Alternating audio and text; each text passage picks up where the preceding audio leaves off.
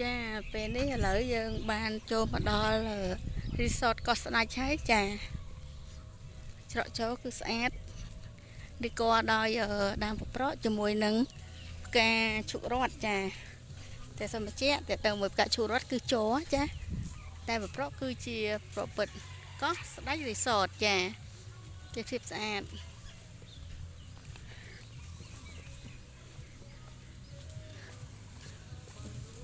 នេះកន្លែងផ្ទះគេងមួយយប់មួយ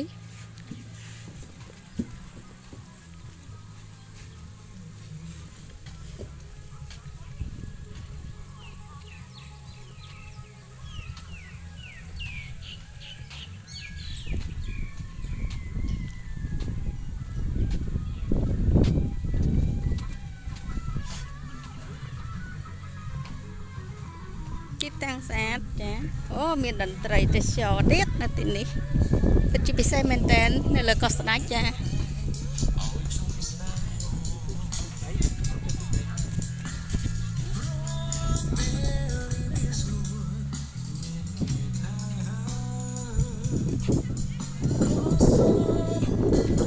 ះរៀបកន្លែងគេងចាស្អាត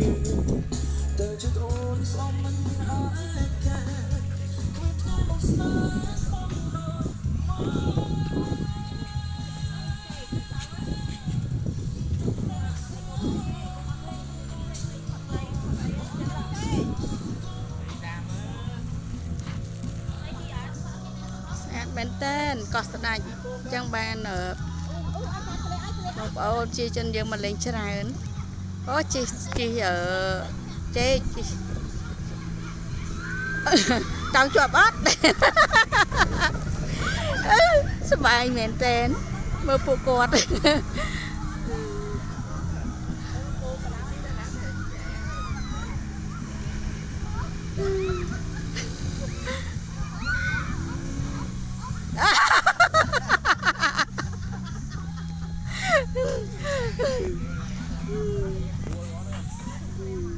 ស្អាតមែនតើចា